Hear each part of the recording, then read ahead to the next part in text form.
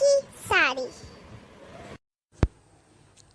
चलो बच्चों, आज मैं फिर आप लोगों के साथ एक कहानी सुनाने जा रही हूँ। चलो आप लोग सुनो कहानी, लेकिन कहानी सुनने से पहले मेरे चैनल चंदा नानी की चटपटी कहानियाँ को सब्सक्राइब जरूर करना और घंटी का बटन दबाना नहीं भूलिएगा बच्चों।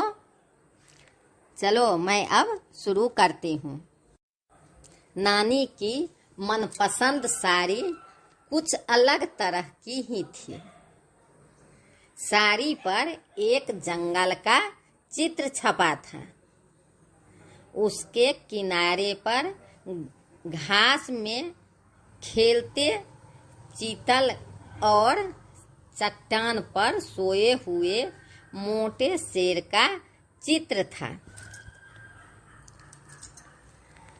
चट्टान के निकट चमकीला झरना बना था, जहां मादा भालू अपने बच्चे के लिए मछली पकड़ने में व्यस्त थी। ऊंचे पेड़ों के ऊपर बंदर और गिलहरी बादाम खा रहे थे, जबकि हरे तोते लाल रसीले फलों पर चोंच मार रहे थे। जबकि नानी अपनी साड़ी पहनकर चलती तो लगता मानो उस पर छपे सारे जानवर जीवित होकर डोलने लगते थे। क्या करने लगते थे बच्चों? डोलने लगते थे। दादी ने अपनी साड़ी धोकर कपड़े सुखाने की रस्सी पर सूखने डाले। तभी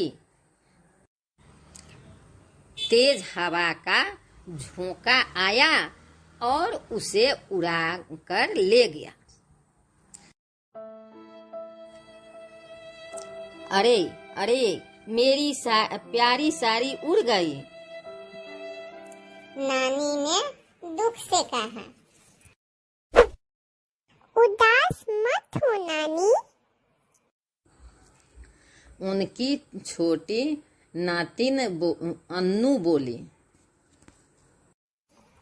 मुझे विश्वास है कि खोजने चलेंगे तो आपकी साड़ी मिल जाएगी। मैं भी आपकी मदद करूंगी, क्योंकि ढूंढेंगे तो मिल जाएगा।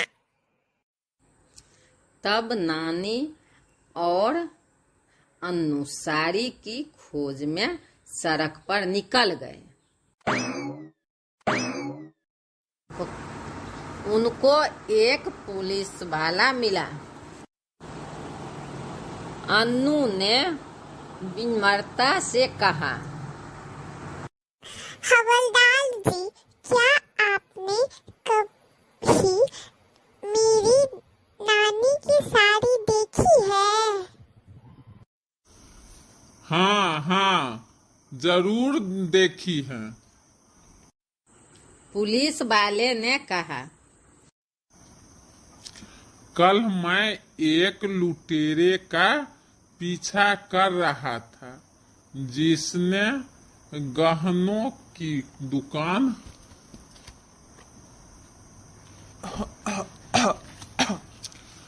दुकान से सामान चुराया था। वह इतना तेज भाग रहा था कि बिल्कुल बचकर निकल ही जाने वाला था।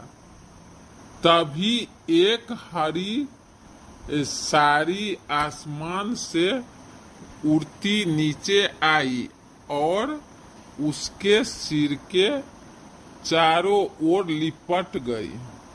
लुटेरे को फिर कुछ दिखाई ही नहीं दिया और एक पेड़ से टकरा गया। बस मैंने उसे पकड़ लिया और हवालात में डाल दिया। अगले हफ्ते मुझे इसके लिए पदक मिलने वाला है। अरे हाँ, वह साड़ी तो एक बार फिर से उड़ गई थी।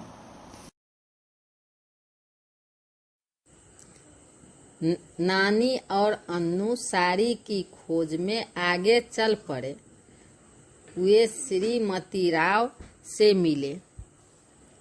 नमस्ते श्रीमती राव, अन्नू ने कहा। क्या आपने मेरी नानी की साड़ी देखी है? हाँ हाँ, जरूर देखी है। श्रीमती राव ने मुस्कुराते हुए कहा। कल मैं अपने बाग में पेड़ से आम तोड़ने चाहती थी। उसकी टहनियाँ मेरे लिए बहुत ऊंची पड़ रही थी। एकाएक आसमान से उड़ती हुई एक साड़ी हरी नीचे आई और पेड़ की सबसे ऊंची डाल पर लटक गई। मैंने साड़ी को पकड़ लिया, हिलाया। ढेर सारे आम पेड़ से नीचे गिर पड़े। ये देखो, लीजिए, आप लोग खाइए ना। अरे हाँ, यह साड़ी तो एक बार फिर से उड़ गई थी। सो अन्नू और नानी साड़ी की खोज में चलते रहे। वे एक मछुआरिन लक्ष्मी के झोपड़े के पास से निकले। नमस्ते लक्ष्मी, अन्नू ने कहा। क्या तूने? तभी नानी ने उसके कंधे थपथपाए और फुसफुसाते हुए बोली, वह देखो। अन्नू चुप हो गई। वहाँ एक कतार में लक्ष्मी के तीनों बच्चे नई पोशाकें पहने खड़े थे। सबसे बड़े लड़के ने हरी कमीज पहनी थी, जिसकी वह पर घास में खेलते चीतल का चित्र बना था। लेकिन लड़की ने जो कपड़े पहने थे उसमें दो जेबें लगी थी। एक पर तोते और दूसरी पर गिलहरी का चित्र था। और सबसे छोटे लड़के की कमीज में चट्टान पर सोते हुए मोटे शेर का चित्र था। कितना अच्छा दिन है आज का, लक्ष्मी ने कहा। मैं सोच रही थी कि अपने बच्चों के लिए नए कपड़े कैसे बनाऊं। तभी एक हरी साड़ी उड़ती हुई आकर मेरी गोद में गिरी। मैंने अपने सभी पड़ोसियों से पूछा, पर सबने कहा यह साड़ी उनकी नहीं है। तब मैंने उसे काट कर अपने बच्चों के लिए कपड़े बना दिए। सुंदर लग रहे हैं ना? बेशक लक्ष्मी, नानी बोले, बहुत सुंदर लग रहे हैं। बाद में शाम को अन्नू ने नानी से पूछा, लक्ष्मी ने तुम्हारी मनपसंद साड़ी काट कर अपने बच्चों के लिए कपड़े सिल लिए। क्या इसलिए तुम उदास हो? अरे नहीं, नानी ने हंसते हुए उत्तर दिया। जब मेरी साड़ी मेरे पास थी तो सिर्फ मुझे ही खुशी होती थी, पर मेरे पास से उड़ने के बाद उसने कितने सारे लोगों को खुशी दी। मैं उदास बिल्कुल नहीं हूँ, मैं तो प्रसन्न हूँ। मुझे हमेशा ये लगता था कि मेरी साड़ी में कुछ खास बात है। इसके बाद अनु, नानी और नाना जी ने लक्ष्मी के यहाँ से लाई हुई मछली और फिश श्रीमती राव के दिए हुए आम खाए और आम खा करके और मछली खा करके मोटा गए।